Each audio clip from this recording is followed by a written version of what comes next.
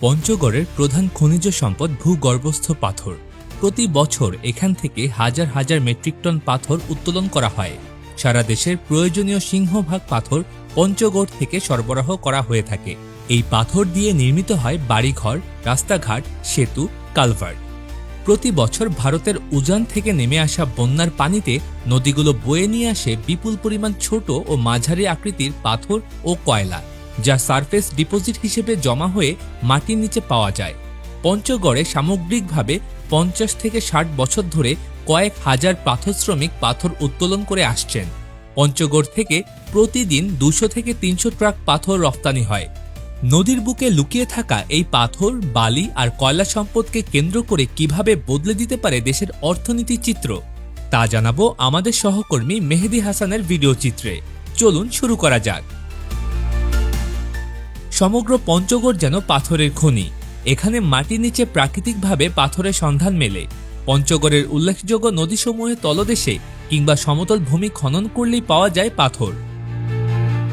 পঞ্চগড়ে নদী-নালা, খাল-বিল এবং সমতল ভূমি, আবাদি জমি, যেখানে খোঁড়াখুঁড়ি সেখানেই পাথর, কোথাও কম কোথাও বেশি।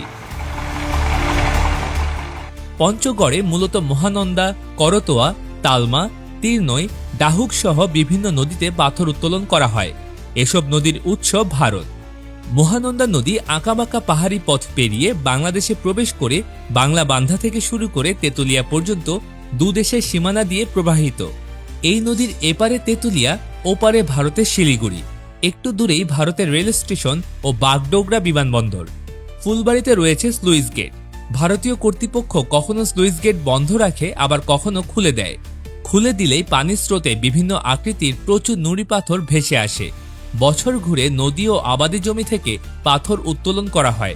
নদীতে যখন পানি কম থাকে তখনই শুরু হয় উত্তোলনের মৌসুম। বাংলা বান্ধা থেকে তেঁতুলিয়া সদর পর্যন্ত গ্রামের প্রায় সব পরিবারের কোনো না কোনো সদস্য পাথর সংগ্রহের কাজে জড়িত। এটা তাদের পারিবারিক পেশা বা ঐতিহ্যে দাঁড়িয়ে গেছে। কেউ পাথর তুলছেন, আবার কেউ নদীর ঘাট থেকে সে পাথর কিনে এনে মেশিনের কাছে দিচ্ছেন। এই করেই চলছে দেশের সর্ব উত্তরের জনপদ তেঁতুলিয়ার মানুষের জীবন। ভোর হতেই পাথর শ্রমিকরা কোদাল, শিক ও চট বা প্লাস্টিকের বস্তা নিয়ে দলে দলে নদীতে আসেন।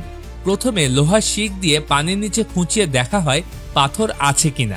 থাকলে কোদাল দিয়ে পাথর তোলা হয়। পাথর শ্রমিকেরা যে পাথর উত্তোলন করেন তা ফড়িয়া পাইকারদের কাছে বিক্রি করেন। বিক্রয় মূল্য গড়ে প্রতি সিএফটি পাথর 25 থেকে 30 টাকা। তারপর সেসব পাথর মহিলা শ্রমিক দিয়ে বাছাই করেন। বড় বড় বোল্ডার পাথর মেশিনের সাহায্যে ভাঙা, সাইজ ও বাছাই করে নেন। বিভিন্ন সাইজের পাথর বড় মহাজনের কাছে বিভিন্ন দামে বিক্রি করেন। পঞ্চগড়ের পাথর পঞ্চগড়ের অর্থনৈতিক উন্নয়নের সিঁড়ি হিসেবে বিবেচনা করা হয়।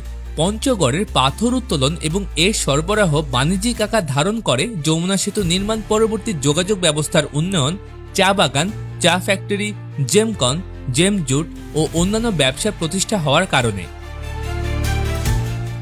সাম্প্রতিককালে বাণিজ্যিকভাবে মহানন্দা, করতোয়া, ডাহুক, তালমা, চাওয়াই সহ বিভিন্ন নদী থেকে বালু ব্যাপক হারে উত্তোলন করা হচ্ছে। সীমান্তবর্তী এই জনপদের মানুষের জন্য মহানন্দা একাধারে আশীর্বাদ ও অস্তিত্ব রক্ষার লড়াইয়ের নাম। এই নদী যেমন তাদের অন্ন যোগায়, তেমনি তাদের জীবনকে বেঁধে রেখেছে এক অন্তহীন সংগ্রামের বেড়াজালে। পাথর, বালি আর কয়লার সাথে মিশে থাকা এই খেটে খাওয়া মানুষদের ঘাম আর অনিশ্চয়তার গল্প হয়তো মহানন্দা স্রোতের মতোই বহমান। জীবন জীবিকার এই কঠিন টানাপোড়েনের মাঝেই তেঁতুলিয়ার এই হাজারো শ্রমিক প্রতিদিন নদীতে নামেন কেবল দুমুঠো ভাতের নিশ্চয়তার খোঁজে। প্রিয় দর্শক, কমেন্টে জানাবেন কেমন লেগেছে। মহান আল্লাহর রহমতে সবাই ভালো থাকুন, সুস্থ থাকুন, বায়োস্কোপের সাথে থাকুন।